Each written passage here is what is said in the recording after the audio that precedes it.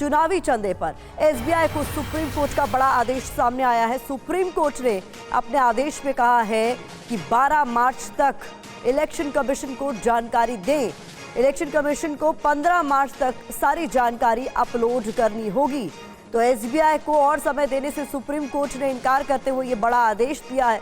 Supreme court ने SBI की अर्जी खारिज कर दी है। दरअसल सुप्रीम कोर्ट पहुंचा था एसबीआई ये कहते हुए कि उसे अतिरिक्त समय दिया जाए और इसके लिए खास तौर पर अर्जी दाखिल करते हुए एसबीआई ने साफ तौर पर अपने लिए 30 जून तक का समय मांगा था। हालांकि सुप्रीम कोर्ट ने इससे इनकार करते हुए ये बड़ा आदेश दे दिया। Election Commission about the bonds received by them, even those details have to be published by 15th of this month. So it's a very good, strong judgment in consonance with the earlier strong judgment that the court had given on electoral bonds.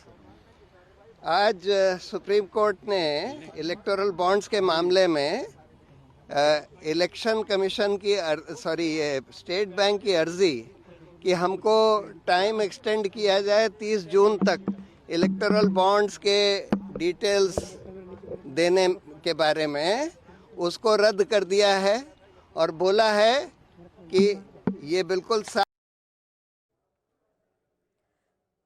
कि के पास जो information court ने मांगी थी उनके पास है कि किसने बॉन्ड्स परचेज करे उसके डिटेल्स और किसने बॉन्ड्स वो एनकैश करे उसके डिटेल्स, ये सब स्टेट बैंक के पास है और वो कल शाम तक ये सारी डिटेल्स इलेक्शन कमीशन को दे दें।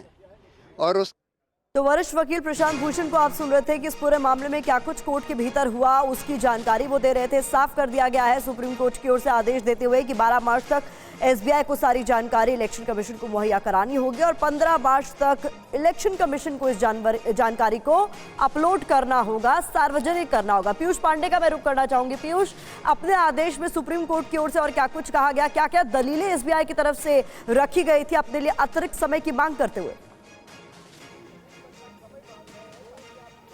बिल्कुल प्रतिमा, देखिए एसबीआई की ओर से कहा गया था कि जो चंदा लेने वाला है उसका नाम और उसके अलावा बॉन्ड का जो संख्या है वो बॉन्ड किस पॉलिटिकल पार्टी को दिया गया ये मैच करके देना ईसीआई को अभी संभव नहीं है और इसी के लिए उनको 30 जून तक का समय चाहिए था। हालांकि बाद में जो उनके वकील हरीश साल्वे पेश हुए थे उन्होंने 3 हफ्ते का वक्त मांगा, लेकिन सुप्रीम कोर्ट ने वक्त देने से साफ इनकार कर दिया और कल शाम यानी कि 12 मार्च को शाम तक ईसीआई को सारा जो डिटेल है बॉन्ड से संबंधित वो मुहैया कराने के लिए कहा है। साथ ही चुनाव आयोग को 15 मार्च तक सारी जानकारी पोर्टल पर डालनी होगी ताकि लोग ये जान सकें कि आखिर किस पार्टी को कितना पैसा मिला, किस व्यक्ति ने ये पैसा दिया इलेक्टोरल बॉन्ड के जरिए और उस बॉन्ड का नंबर क्या है। तो कुल मिलाकर के सुप्रीम कोर्ट ने अपने जो 15 फरवरी का जो फैसला था उस पर स्पष्ट कर दिया कि इस मामले में वो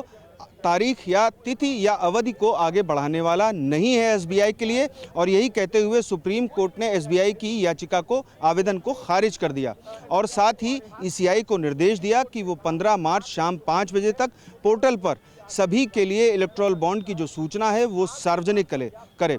एसबीआई की ओर से आवेदन में साफ तौर पर 30 जून तक के लिए अवधि बढ़ाने की मांग की गई थी, जिस पर शुरुआती सुनवाई के दौरान ही सुप्रीम कोर्ट ने साफ कर दिया था कि उसकी मंशा इस मामले में अवधि को बढ़ाने की नहीं है और अब सुप्रीम कोर्ट ने अपने आदेश में 12 मार्च तक एसबीआई को ये सारी जानकारी ईसीआई को सौंपने का आदेश दिया है और ईसीआई 15 मार्च तक शाम 5 बजे तक अपने पोर्टल पर ये सारी जानकारी जनता को मुहैया कराएगा। वरिष्ठ वकील प्रशांत भूषण को भी सुन रहे थे। जितना मैं समझ पाई हूँ आप ज्यादा बेहतर बता पाएंगे। उनकी तरफ से ही जब एसबीआई ने ये याचिका डाली अपने लिए राहत की उम्मीद करते हुए और समय की मांग करते हुए, तो ये कहा गया था कि ये मामला कंटेम्प्ट का है, कोर्ट की अवमानना का है। ऐसे में अब जो नई डेट्स दी गई हैं उसको लेकर भी साफ कर दिया गया है सुप्रीम कोर्ट के आदेश में कि अगर आप इन तारीखों का पालन नहीं करते हैं, दिए हुए समय पर जो जानकारी है वो मुहैया नहीं कराते, तो मुसीबत बढ़ती हुई नजर आएगी आने वाले दिनों में।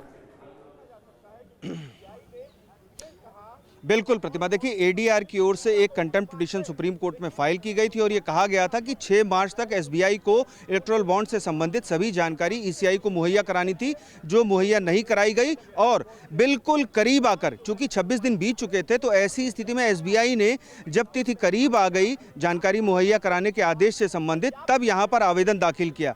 तो यही एडीआर का कहना था कि ये पूरी तरह से अवमानना है और इस मामले में सुप्रीम कोर्ट अवमानना का नोटिस जारी कर उनके खिलाफ अवमानना की कार्रवाई शुरू करे। हालांकि सुप्रीम कोर्ट ने जो एडीआर की पिटीशन है उसको अभी डिस्पोज कर दिया है, यानी कि उसका निपटारा करते हुए एसबीआई को अल्टीमेटम दिया है, आखिरी चेतावनी दी है कि अगर अब वो आदेश का अनुपालन नहीं करता है तो उसके खिलाफ कंटेम्प्ट का जो कार्रवाई है वो सुप्रीम कोर्ट की ओर से शुरू की जाएगी। जी प्रतिमा। If you sell from 1 to 10, so 15 days means inclusive of first and calendar days. If you buy on 10, the last day of encashment is 24 for those who have bought it on 10. That's very important to understand that. It's not 15 days just blank. So if it was on 24th, they close the session. By 25th or 26th, that letter is sent to the ministry with all the details. So to say that it is not traceable is laughable. You have so many places. The whole issue is to, wherever you see the whole scheme, they continue to say is to keep the name of the donors opaque right from the beginning. Sir एक बार हिंदी में बता दीजिए कि क्या CBI SBI जो बातें कह रही थी उसमें कितना तथ्य है? देखिए, जो एसबीआई की एफिडेविट थी जो एक बड़े लोअर फंक्शनर ने इशू की थी, शायद वो उन्हीं को मैं कह सकता हूँ ये जो टीम है प्रेजेंट, क्योंकि मैं उस बेस पे कहता हूँ कि जब मुझे ही रिप्लाई मिल जाती हैं, उन रिप्लाई में ये भी मिल जाता है मिनिस्ट्री ऑफ फाइनेंस, उन्हें मुझे कभी नहीं रोका। Whenever I get from the Ministry of Finance, latest was being on 19th of Feb, I filed. I want to know how much is the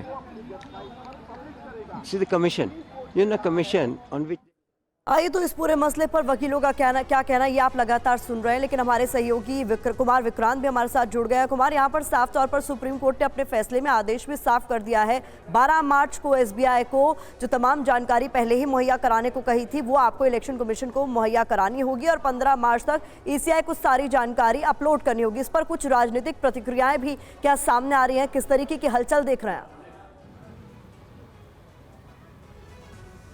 देखिए, तकरीबन 3 बजे मल्लिकार्जुन खड़गे इस पर प्रेस कॉन्फ्रेंस करने वाले हैं, 1 बजे वो मीडिया से मुखातिब होंगे और जो हमारे सूत्र बता रहे हैं कि पूरी तरह से हमलावर होने की तैयारी में है कांग्रेस पार्टी इस मुद्दे को लेकर। कांग्रेस का कहना है कि एक तरफ उसके खातों को सील किया जा रहा है और दूसरी तरफ जब जो सुप्रीम कोर्ट जब कोई बात कहता है उसको सरकार मानने से बच रही है। एसबीआई के पीछे सरकार है और ये झटका एसबीआई को नहीं सरकार को है।